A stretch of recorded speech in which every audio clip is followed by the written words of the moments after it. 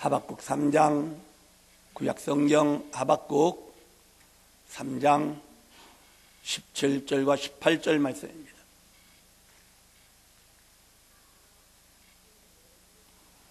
우리 함께 찾으셔서 한 목소리로 합독합니다.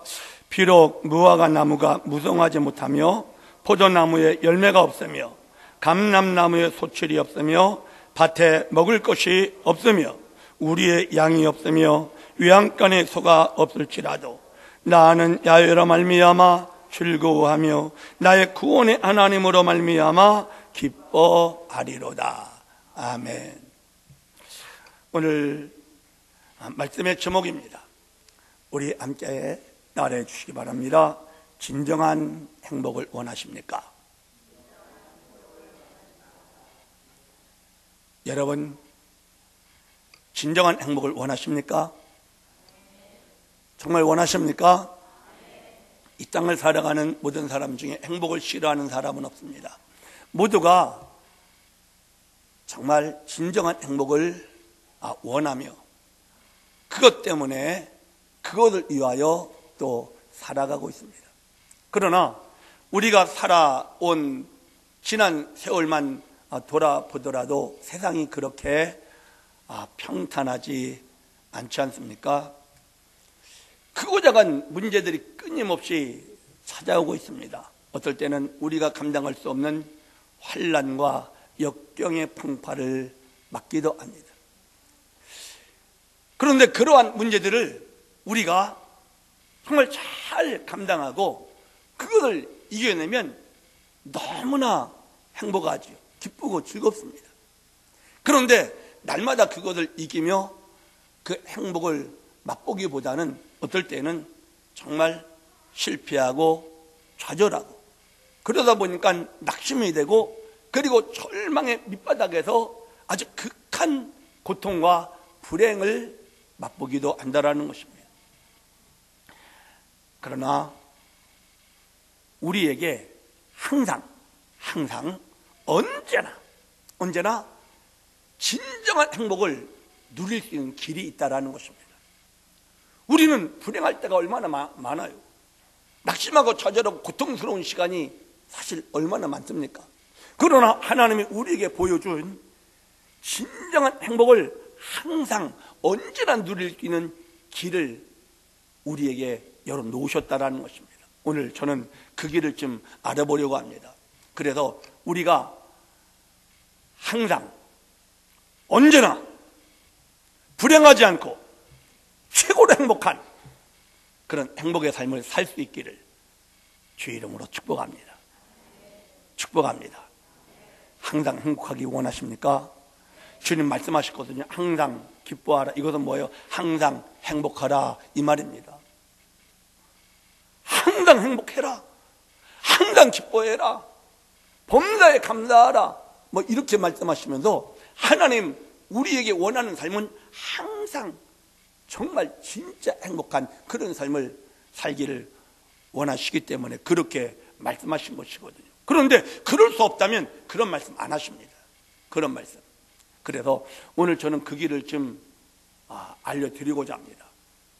그래서 우리가 항상 언제나 어디서나 행복한 우리 모두가 되어지기를 주의 이름으로 축복합니다. 자, 첫 번째 따라해 주십시오. 믿는 자가 되자. 내가 항상 언제나 행복한 사람이 되려면요, 믿는 자가 돼야 진짜 행복해질 수 있습니다. 여러분, 제가 지금까지 사실 많이 강조했습니다. 믿는 자가 어떤 사람이라고 그랬습니까? 믿는 자, 관념을 가진 자라고 하지 않았습니다. 관념을 가진 자. 예수님이 하나님의 아들이라는 것을 관념 가지고 있는 사람 믿는 자 아닙니다. 진짜 성경이 말하는 믿는 자. 하나님이 온 우주를 창조한 것을 믿고 있는 이 관념을 가지고 있다고 그 사람은 진짜 믿는 자 아닙니다. 그 예수님이 나를 위하여 죽으셨다라는 이 사실을, 그런 관념을 가지고 있는 걸 믿는 자가 아니라, 진짜 성경이 말하는 믿는 자는 어떤 사람이 믿는 자인가 하면, 내가 죽고 내가 영접해서 모셔드린 이 예수님, 예수님을 날 대신해서 살게 하는 자. 따라합시다. 나는 죽고 내 안에 영접하여 모셔드린 예수님을 나 대신 내 몸을 입으시고 살게 해드리는 자, 믿는 자다. 이게 믿는 자예요. 관념을 가지고 있는 사람이 믿는 자가 아니라 내가 나의 주 나의 그리스도로 영접해 모셔드린 이 주님을 내가 더 이상 살지 않고 내 안에 살아 계신 그리스도께서 나를 대신하여 이 몸을 입으시고 내가 처한 환경 그 속에서 나를 대신해서 살아가게 하는 그 사람이 믿는 자라는 거예요.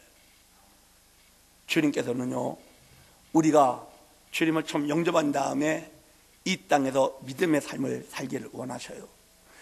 우리가 이 땅에서 믿음의 삶을 살게 하신 이유, 목적, 그것을 우리가 분명히 알아야 돼요. 하나님께서 예수 영접하자마자 우편 강도처럼 그냥 천국에 데려가지 않으시고 우리를 이 땅에 남아 있게 하며 믿음의 길을 걷게 하신 목적은 다른 거 아니에요. 우리로 하여금 믿는 자가 되게 하기 위한 거예요. 주님이 원하시는 삶이에요. 어떤 삶인가 하면 우리 자신이 살지 않고 나는 죽고 내 안에 모셔드린 예수님이 나를 대신하여 살아주시는 이런 정말 이 엄청난 영광스러운 삶인데, 이 삶을 살게 하기 위해서 우리로 이 땅에 남아서 믿음의 길을 가게 하셨다라는 거예요. 그래서 바울 사도는 고백을 합니다. 자기 자신은 정과 욕심을 십자가에 못 박아 버렸다고 이렇게 고백하면서요, 나는 날마다 죽는다라는 이런 표현을 합니다. 왜? 자기는 살아있으면 안 된다라는 걸 알았어요. 그러니까 자기가 살려고 할 때마다 나는 날마다 죽노라 이런 표현을 하고, 갈라디아서 2장 20절 우리가 잘 아는 말씀 아닙니까? 갈라디아서 2장 20절에 믿는 자의 삶에 대해서 아주 제대로 말을 해줍니다. 내가 그리스도와 함께 십자가에 못 박혔나니 그런즉 이제는 내가 사는 것이 아니요 오직 내 안에 그리스도께서 사시는 것이다. 이렇게 말하는 거예요. 더 이상 내가 살지 않고 내 안에 예수가 내 몸을 옷처럼 입으시고 주님이 나를 대신해서 살아주시는 이 삶이 우리가 정말 살아야 하는, 주님이 원하시는 믿는 자의 삶이라는 거예요. 믿는 자의 삶. 할렐루야. 믿는 자가 될 때, 즉 내 안에 예수님이 나를 대신하여 살아주실 때 그 사람은 진짜 행복하다라는 거예요. 주님이 안 살아주시고 내가 살아있으면 어떨 때는 행복한데 어떨 때는 행복 안 해. 어떤 자리에서는 행복한데 다른 곳으로 옮기면 불행해. 내가 살아있을 때는 그래요. 그래서 믿는 자가 돼야 진짜 주님이 주신 행복을 맛볼 수 있다는 거예요. 왜 그런지 아세요? 내가 살면, 우리의 삶은 절대 행복을 소유할 수가 없어요. 로마서 7장에 바울 사도가 고백하잖아요. 오라 나는 곤고한 사람이로다. 이 사망의 몸에서 누가 나를 건져내랴. 이 말은 뭐예요? 내가 아무리 발버둥 쳐도요 절대 행복해지지 않는다라는 거예요. 내가 아무리 난리를 쳐도 나는 절대 행복할 수가 없어. 그걸 말하는 거예요. 그러니까 절망적인 나는 죽어야 돼요. 하나님께서 우리에게서 새로운 삶을 예비해 놓으셨어요. 그래서 고린도후서 5장 17절에 바울은 이렇게 외치잖아요. 누구든지 그리스도 안에 있으면 새로운 피조물이라는 거예요. 이전 것은 지나가 보라 새 것이 되었다라는 거예요. 뭐요? 이전 생명은 끝나야 돼. 이전 생명은 끝나고요 새 생명, 하나님의 생명으로 살 수 있는 자가 돼야, 새로운 피조물이 돼야 제대로 행복해질 수 있는 거예요. 여러분, 나비가 어떻게 태어나는지 알죠? 나비, 노랑나비, 흰나비, 예? 이쁜 나비, 호랑나비, 아주 그냥 나비, 이쁜 나비들이 많이 있어요. 그런데 나비들의 전신이 뭐예요? 벌레요, 벌레. 꿈틀꿈틀 기어다니는 벌레. 소름 끼치지 보면. 그런데 그 벌레가 죽어야 돼. 죽어서 고치를 만들어. 고치를 만들면 그 안에서 다시 부활해. 무엇으로? 아름다운 나비로 부활하는 거예요. 우리 마찬가지예요. 우린 지렁이 같은 야곱이에요. 우리는 벌레 같은 존재예요. 우리는 끝나야 돼. 우리는 끝나고요, 주님 영접했다라는 것은 우리 안에 아버지 생명을 주셨어. 하나님 생명으로 어떻게 하라는 거예요?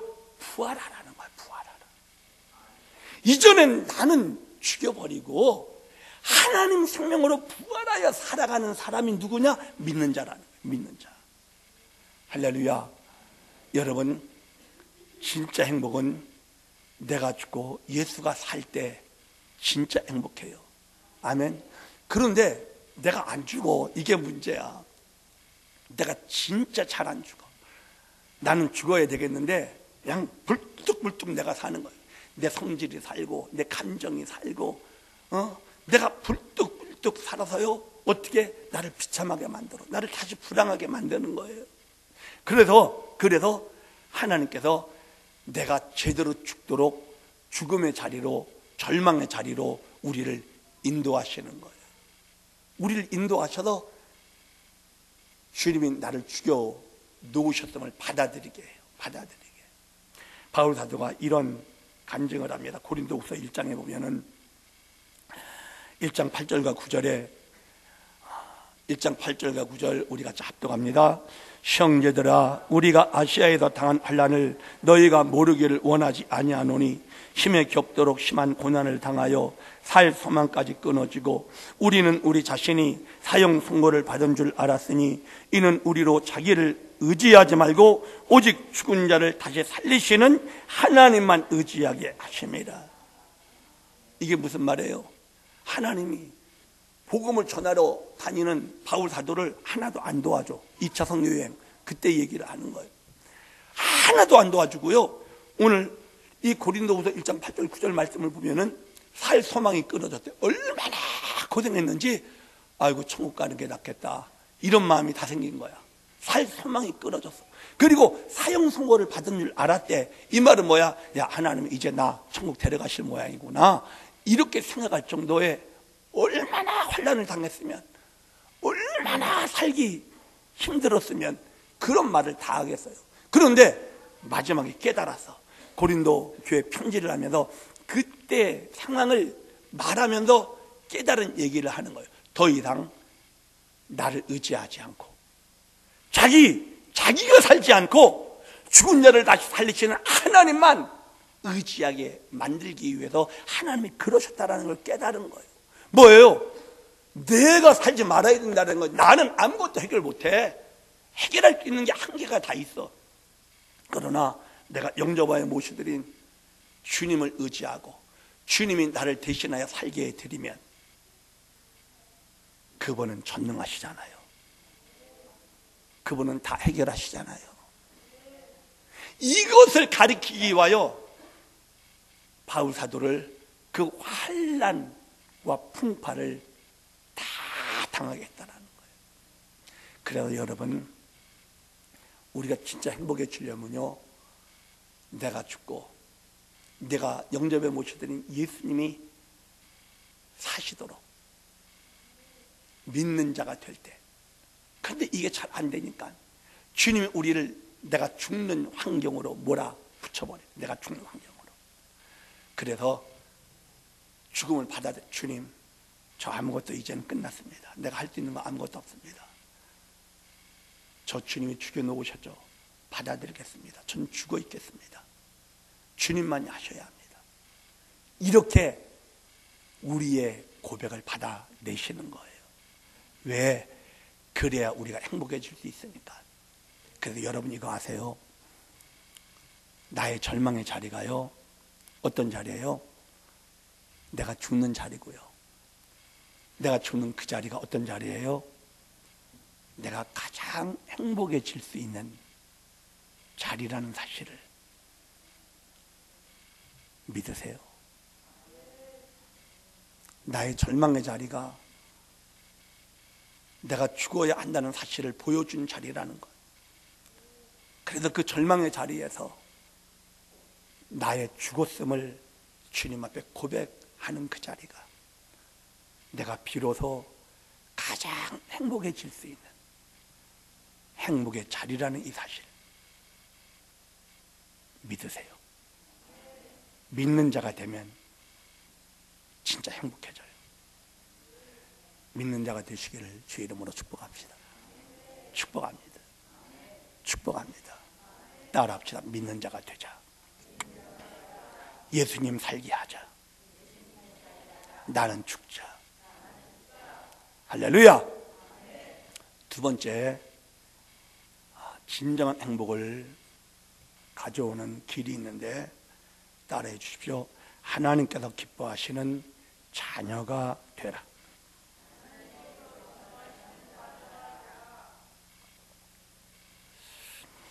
예수님께서 마태복음 18장 2절 3절에 이렇게 말씀을 하십니다.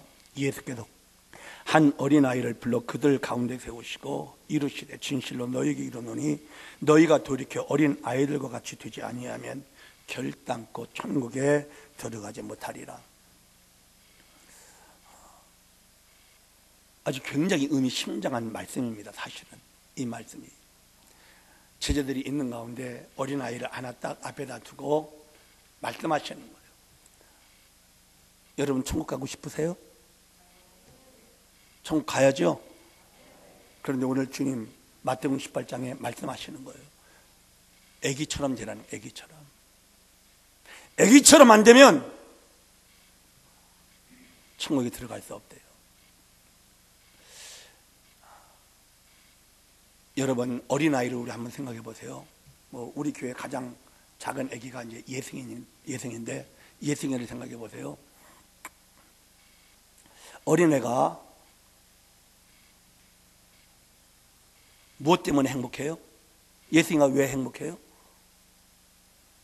엄마가 잘 먹여줘도 행복해요? 목욕 잘 시켜줘도 행복해요? 뭐 했다고 행복해요? 어린 아이의 행복은요, 뭘 해주고 안 해주고의 행복이 결정이 되지 않아요. 어린 아이는 무엇이 행복의 기준인가 하면 엄마 그 자체예요. 엄마가 행복의 모든 것이에요. 엄마가 자신의 모든 거예요. 엄마가 애를 사랑해서 애한테 말을 해. 그런데 애는 말도 못하고 말도 못 알아들어. 그런데 그 아이를 앞에다 두고 내가 너를 너무너무 사랑해. 난 너무너무 너 사랑해. 난 네가 너무너무 좋아. 그래서 나는 너를 이렇게 키울 거고 네가 이렇게 될 수 있도록 나는 그냥 최선을 다할 거야. 막 약속을 하고 야 손가락 걸어 하고 애한테 손가락 걸고 도장 찍고 복사를 다 해놔도 애가 이해해요? 애는 이해 하나 못해요. 애는 이해가 안 돼. 아무것도 이해 안 돼. 그런데도 애는 엄마만 보면 너무 행복해. 너무 좋아. 엄마가 한 약속 하나도 이해가 안 되고 엄마가 어떻게 해주겠다고 하는 것 하나도 몰라도 상관이 하나도 없어. 하나도 없고 엄마의 존재 자체가 이 아이에게는 행복 자체예요. 행복 자체. 자, 그런데 우린 누구의 자녀예요? 하나님 자녀예요. 하나님 자녀인데 저와 여러분의 행복의 조건이 뭐예요? 언제 행복해요? 언제 불행해요? 여러분 왜 어두워지고요, 힘들어지고요, 고통스럽고요, 인상 쓰고요? 왜 그래요? 뭐 때문에 그래요? 행복의 조건이 우리에게는 행복의 조건이 도대체 뭐예요? 많은 분들이 돈이에요. 돈이 좀 어카운트에 좀 잔고가 늘어나면 행복해지는 것 같아. 근데 돈이 사사사사 빠져나가고 별로 없으면 불행해. 행복의 조건이 사람이기도 해요. 그 사람이 방긋하면 나도 방긋, 그 사람이 우울하면 나도 우울. 아이가 잘 되면 나도 행복, 아이가 잘못되면 내가 불행. 우리의 행복의 조건을 정확하게 한번, 우리의 행복의 조건, 행복의 근거가 무엇인가 점검해 보셔야 돼요. 뭐 때문에 행복해요? 뭐 때문에 불행해요? 예승이가 그냥 엄마가 100불짜리 옷 입혔다고 너무너무 행복하고, 그냥 교회에서 그라지 세일 하는데 그냥 1불에 3개짜리 딱 사다가 그거 입혔다고 이런 거 사다 입히냐고 스트레스 받고 불행하게 생각할까요? 전혀 아니야. 어떤 걸 입혀도 상관없어. 어떤 걸 먹여도 상관이 없어. 그냥 어떻게 해요? 엄마만 있으면 행복한 거, 엄마만 있으면. 그런데 우리는 못 그래. 우리는 돈이 있어야 행복하고, 세상 것도 있어야 행복하고, 좋은 차 타야 행복하고, 좋은 집 있어야 행복하고, 좋은 옷 입어야 행복하고, 그렇지 못하다면 불행하다고 느껴지는, 행복하지 않다고 느껴지는 우리 행복의 조건과 근거는 뭐냐 이거예요. 무엇? 자, 그렇다고 한다면 우리는 하나님의 자녀가 맞아요, 안 맞아요? 예? 우리는 하나님을 아버지 이렇게 불러요. 그런데 하나님 들으실 때 뭐라고 그래요? 넌 내 자녀 진짜는 아니잖아. 이렇게 말해도 우리는 사실 할 말이 하나도 없지 않습니까? 하나님이 정말 아버지라면, 하나님 정말 엄마라면 나는 아무것도 걱정할 게 없는데, 사실은. 왜? 인간의 엄마는 능력이 한계가 있지만 우리 하나님은 전능하시잖아요. 못할 게 없잖아요. 예? 그런 분이 내 아버지신데 나는 하나님이 내 행복의 근거가 못 되고 세상 것이 내 행복의 기준이 되고 있다면 우리가 하나님 자녀 맞아요? 틀려요? 하나님 자녀 아니잖아요. 그래서 여러분 정말 행복해지고 싶으시면요, 하나님 자녀가 되자는 거예요. 아멘. 히브리서 11장 6절에 하나님께 나아가는 자는, 즉 믿음이 없이는 기쁘시게 못한다고 그랬어요. 믿음이 있어야 하나님 기쁘시게 한대. 그러니까 믿음이 없이는 기쁘시게 못하나니 하나님께 나아가는 자는 반드시 그가 계신 것과 자기를 찾는 자들에게 상 주시는 이심을 믿어야 할지니라. 이렇게 말하고 있거든요. 우리는 하나님 정말 살아계시고 그분 나를 사랑하시기 때문에 나에게 가장 좋게 해주실 것이라고, 나의 아버지시라고, 정말 하나님 나의 아버지시라고 진짜로 믿는 진짜 자녀, 가짜 자녀가 아니라 하나님 분명히 있는데도 세상 것 없으면 너무나 허전하고 너무나 불행하고 너무나 못 살겠고 이러면 하나님 자녀 아닌 거거든요. 여러분, 하나님 자녀가 되실 수 있기를 축복합니다. 축복합니다. 오늘 본문 하박국 선지자가 이런 말을, 비록이라는 말이에요. 비록. 첫 번째 단어가 비록이야. 비록 무화과 나무에 무성하지 못해. 포도나무 열매가 하나도 없어. 감람나무에다 딸 소출이 하나도 없고요. 밭에 먹을 양식, 풀한떼기 제대로 없는 거예요.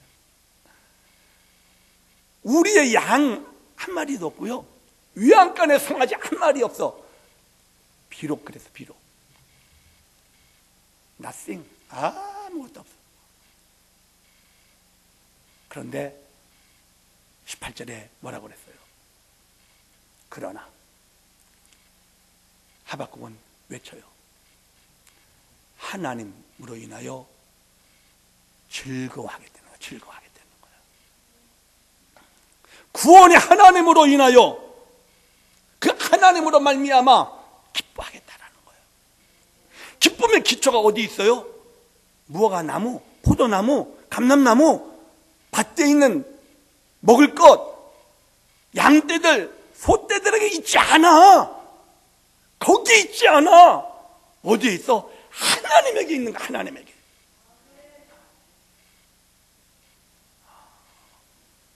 그래서 기뻐하게 되는 거예요. 이게 진짜 자녀라는 거예요. 이게 진짜 자녀. 저는 사실 이 말씀 준비하면서 하나님 앞에 회개했어요. 아버지라고 그렇게 외치면서 기도는 했건만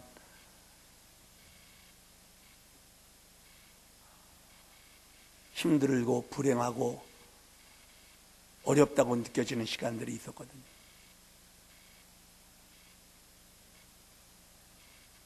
모든 게 아무것도 없어져도 하나님 때문에 행복할 수 있어야 될 텐데 난 하나님의 진짜 자녀가 못 되지 않았었나라는 이런 마음이 들어서 하나님 앞에 좀 회개를 했어요. 사랑하는 여러분, 무엇이 있다고 행복한 자가 아니라 세상 것 다 있어도 하나님의 내 마음만 느껴지지 아니할 때 불행한 우리가 돼야 하고요. 세상 것 다 없어도 그분 한 분이 내 안에 더 강하게 살아계시다면 이것 때문에 진짜 행복한 우리가 돼야 한다는 이 사실. 아멘. 하나님의 자녀가 됩시다. 진정한 하나님의 자녀. 따라합시다. 나는 진정한 하나님의 자녀가 되리라.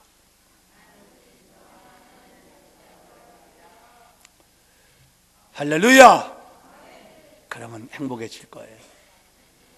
세상 것 있어서 울고 웃고 무엇이 어떻게 돼서 난리치는 그런 우리가 아니라 주님 한 분 때문에 주님이 계시면 됩니다. 주님 제 안에 계시니 저는 행복합니다. 이렇게 말할 수 있는 진짜 자녀. 네가 정말 내 아들이다. 네가 진짜 내 딸이다. 이렇게 하나님이 말씀하시는 우리 모두가 될 수 있기를 축복합니다. 자, 세 번째 따라해 주십시오. 하나님의 훈련을 잘 통과하자. 히브리서 12장 1절 말씀에 이러므로 우리에게 구름같이 둘러싼 허다한 증인들이 있으니 모든 무거운 것과 얽매이기 쉬운 죄를 벗어버리고 인내로서 우리 앞에 당한 경주를 하며 이렇게 말씀하고 있습니다. 우리가 가는 이 믿음의 길은 경주하는 거예요. 경주예요. 경주. 그래서 코스가 있어요. 어떤 코스가 있는가 하면 세 코스로 나눌 수 있는데 첫 번째 코스는 굉장히 아주 좋아.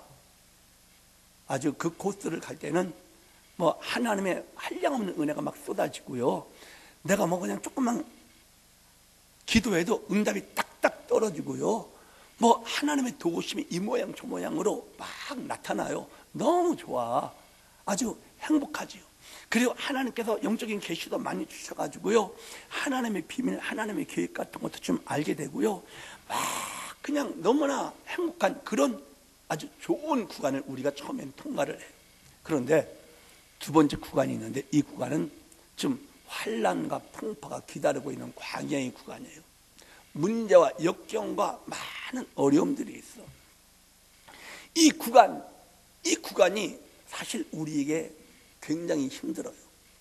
그래서 사실 많은 성도들이요, 이 구간에서 헤어나지 못하고 거기서 그냥 뻗어버려요. 그냥 거기서 낙심하고요, 그냥 할 수 없이 힘들게 그냥 형식과 습관 주님 떠나지는 못하고 그렇게 살다가 그냥 이 세상에서 안녕 빠이빠이 하고 떠나는 거예요. 그런데 세 번째 구간을 들어가는 사람들이 있어요. 어떤 사람들인가 하면 여호수아 갈렙과 같은 그런 사람들인데, 이 여호수아 갈렙처럼 광야 기간을 다, 환난과 풍파를 다 통과하고요, 하나님이 허락하신 축복의 구간으로 들어가는 거예요. 그래서 하나님과 하나가 되고요, 주님과의 교통이 깊어지고요, 어떻게 더 이상 자기가 안 살아. 왜? 광야에서 나를 다 죽여버렸기 때문에. 광야를 통과시키는 이유는 뭐예요? 절망의 계곡을 통과시키는 이유는 다른 거 아니에요. 사망의 음침한 골짜기를 통과시키는 이유는 다른 거 아니에요. 우리 죽으라는 것이잖아요. 너 안 되니까 너는 끝내라. 그리고 주님이 대신 살아주시겠다, 이걸 확인시키시는 기간이 광야 구간이거든요. 그러니까 그 자리에서 우리를 죽이시는 거예요. 우리를 죽이셨으니까 내가 죽고 주님 절 대신해서 살아주세요. 그래서 주님이 살게 하는 사람들이 광야를 통과하는 거예요. 비로소 믿는 자가 되는 거죠. 내가 더 이상 안 달고 내 안에 주님이 살게 하는 사람, 이 사람은 어떻게 해요? 세상과 나는 간 곳이 없어. 뭐 축복이 많다고 그것 때문에 막 웃고, 그냥 축복이 싹 없죠. 그것 때문에 막 절망하고. 그렇죠. 세상에 초월해, 조연해. 주님 한 분이면 되는 거야. 그분이면 감사한 거야. 주님 나와 같이 계시면 되는 거야. 그런 구간으로, 세 번째 구간으로 벗어나는 거예요. 주님과 하나 되는 거죠. 그러다가 천국 가는 거예요. 믿는 자가 돼서, 하나님의 형상과 모양이 돼서. 할렐루야. 우리가 이 구간을 가고 있어요. 지금 어떤 분은 좋은 데 계시는 분들이 있습니다. 좋은데. 그런데 기다리세요. 조금 있다가 환난과 풍파의 역경의 광야의 구간이 우리에겐 다 닥쳐. 이건 피할 수가 없어. 왜? 하나님은 우리를 향한 목적이 분명한 그래요. 하나님 우리를 만들어요. 하나님 우리를 하나님의 형상과 모양으로 만들었잖아요. 그런데 우리는 하나님의 형상과 모양을 잃어버렸잖아요. 그래서 다시 우리를 이전의 옛사람을 죽여놓으시고 그리스도 예수 새 생명 우리 안에 허락하시고 우리 안에 예수가 살게 해주시기 위하여 우리에게 이 믿음의 구간을 허락하시는 거잖아요. 그래서 광야 구간을 통과 안 할 수가 없어. 우리가 왜? 광야 구간 통과하면서 나를 죽여서 끝내버려야 되기 때문에, 더 이상 절망의 나를 연연하지 말아야 되기 때문에. 그래서 우리에게 광야의 구간을 주님이 허락하시는 이 훈련을 피할 방법이 없어. 피할 방법이 없다면 우리는 어떻게 해야 돼요? 통과해야 되잖아요. 아멘. 주님이 야고보서 1장에도 말한 것처럼 여러 가지 시험을 만나거든 온전히 기쁘게 여기라. 왜? 이는 너희를 어떻게 하겠다라는 거예요. 온전하고 구비하여 모든 일에 조금 더 하나님 앞에 설 때 조금 더 부족함이 없는 그런 우리로 만들어 주고 싶으셔서. 아멘. 하나님의 형상과 모양으로 주님 앞에 설 수 있도록 만들어 주기 위해서 광야의 기간을 통과시킨다고 그랬잖아요. 할렐루야. 할렐루야. 피할 수 없어요. 우리 다 가야 돼. 그런데 걱정하지 마세요. 고린도전서 10장 13절 우리 같이 합독하겠습니다. 고린도전서 10장 13절 합독합니다. 사람이 감당할 시험 밖에는 너희가 당한 것이 없나니 오직 하나님은 미쁘사 너희가 감당하지 못할 시험당함을 허락하지 아니하시고 시험당할 즈음에 또한 피할 길을 내사 너희로 능히 감당하게 하시느니라. 할렐루야. 할렐루야. 이거예요. 우리가 어떤 역경과 환난을 만나도요, 걱정하지 마세요. 피할 길이 있어요. 감당할 수 있어요. 아멘. 그런데 누가 감당해요? 주님이 감당해 주시는 거예요. 내가 죽으면 주님이 감당해 주셔. 내가 살아있기 때문에 주님이 일을 못 하시는 거예요. 할렐루야. 내가 감당하려고 하지 마세요. 주님, 전 죽을게요. 주님이 감당해 주세요. 이 문제 주님이 처리해 주세요. 이 질병 주님이 만나 주세요. 할렐루야. 할렐루야. 이 환경 제가 어떻게 못하겠어요. 전 죽어 있을게요. 주님 해주세요. 주님이 하시면 되잖아요. 아멘. 훈련을 통과할 수 있어요. 광야 통과할 수 있어요. 믿으세요. 광야 통과하고 나면 믿는 자가 되고, 광야 통과하고 나면 진정한 하나님의 자녀가 되어서요, 어디다 갖다 놔도 행복해요. 무슨 일이 벌어져도 행복해요. 그런 저와 여러분이 되시기를 주의 이름으로 축복합니다. 기도하겠습니다. 오늘 말씀을 생각하시면서 하나님, 정말